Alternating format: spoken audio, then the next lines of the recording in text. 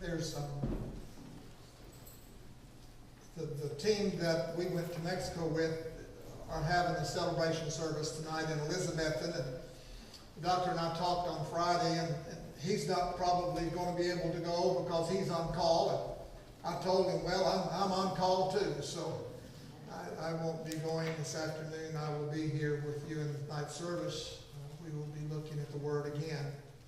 But in preparation for that, I had the assignment to prepare a movie with music and a lot of the slides that I showed you 2 weeks ago and some others added in. And so this week I spent several hours at the computer putting together this missions movie that they'll be showing in the service tonight. And the music that I chose to put behind that was a song by the Brooklyn Tabernacle Choir called I Will Declare Your Name. And having worked with that thing again for several hours this week, I heard that song over and over and over and over.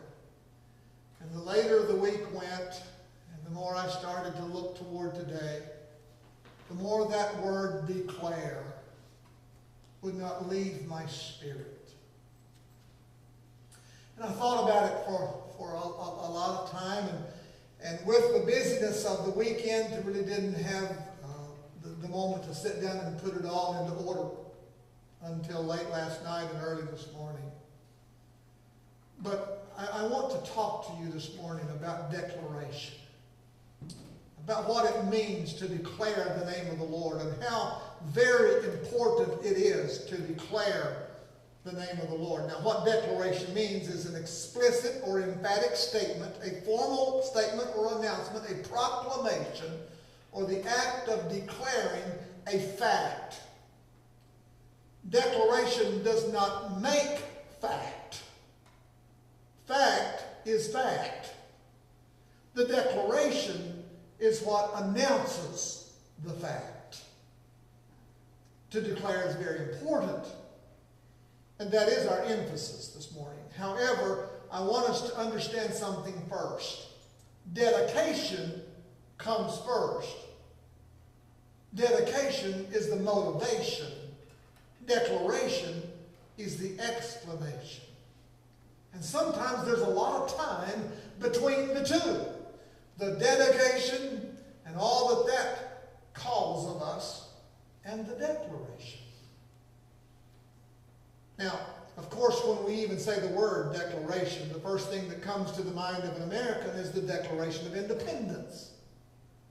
We know that it was signed on July the 4th, 1776. We call that Independence Day.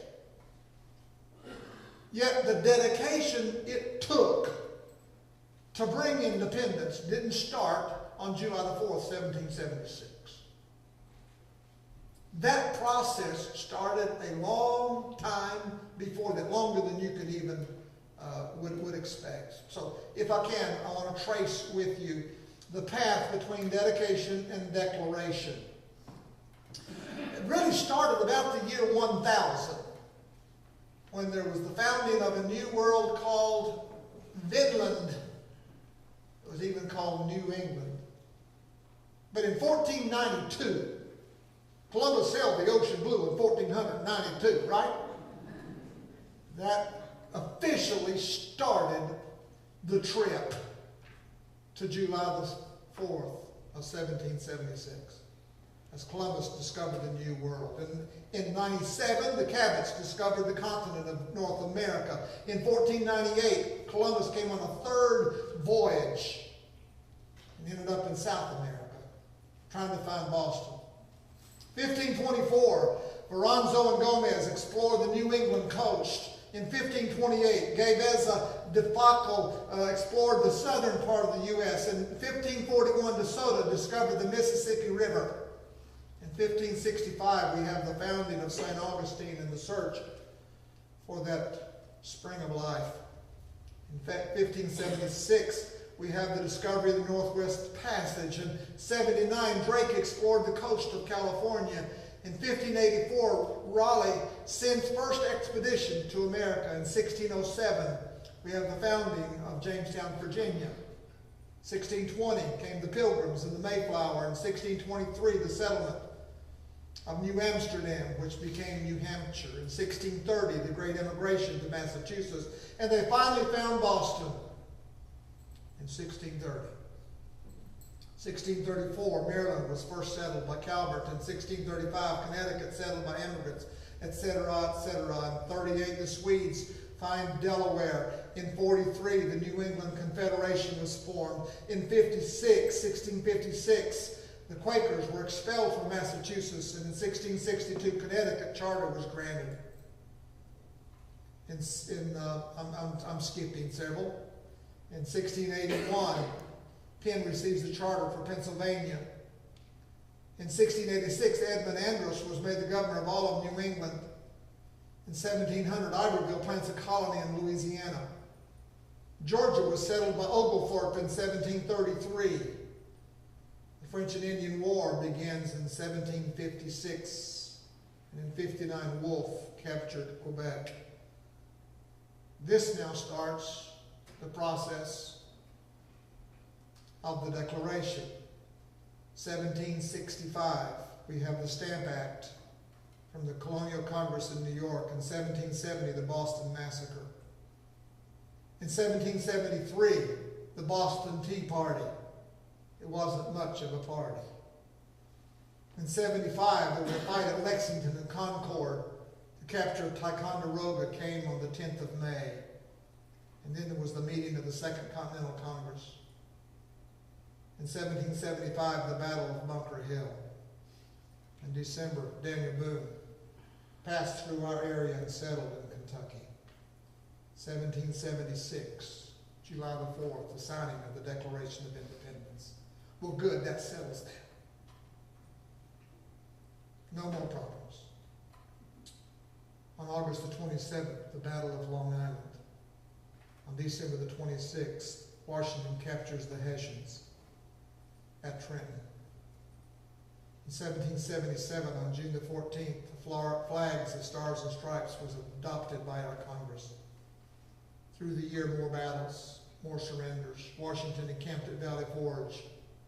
In 78, the French-American Alliance, more battles. The British take Savannah. But in 1779, we have the naval victory of John Paul Jones.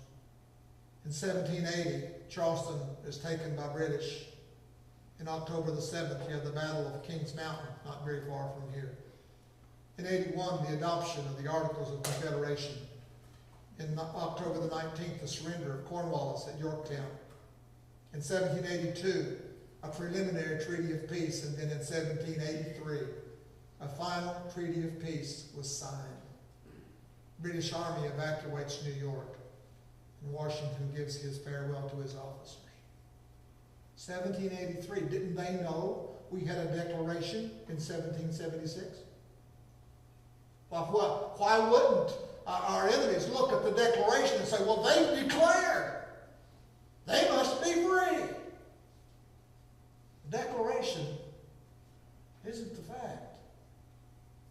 Declaration is the explanation of the fact. And sometimes we can declare before it's fact. And the truth of the matter is the Declaration of Independence was declared before we were independent. But still, the Declaration is important. The Declaration holds as one of the most sacred bits of literature in our nation. But we didn't earn our independence by a declaration. We earned it from dedication and the price that it takes to win that dedication. Our enemies still, to this day, do not tremble at our declaration, but they tremble at our dedication. And the price we're willing to pay for that dedication. And we declare that dedication to the entire world. So as believers, what makes our declaration so important? It's because of who we're declaring and what He's done for us. I've chosen a few scriptures concerning our declaration, and I've chosen them just from the Psalms today for the sake of time. There are well over 500 verses in Scripture, both Old and New Testament, who use the word declare. And then there's actually 200 or 300 more. That's the same original Greek or Hebrew word, but it's been translated in a different way, like make known or something like that, state or something like that. So somewhere about 700 times in Scripture we're given the direction of declaring. Let me just share a few of them with you and remark on them for a few moments. Psalm chapter 9, verse 11. Declare His deeds among the peoples.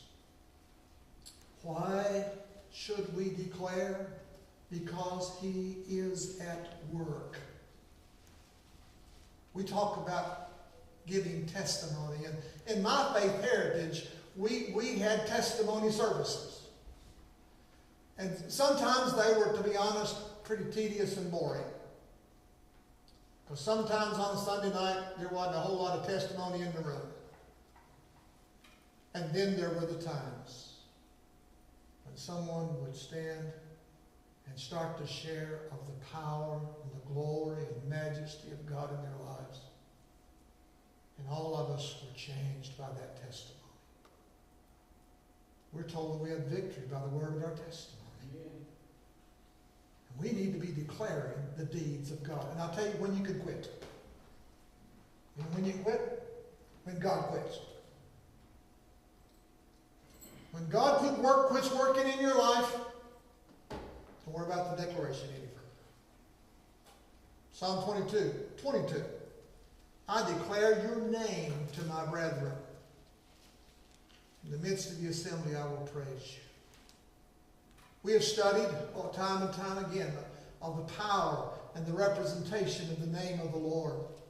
And there are people in your life that need to know who Jesus is and what His power is and what He will do for them. And you can tell them that simply by introducing them to His name. Declare His name. Because as you do, you will declare what they need in their lives.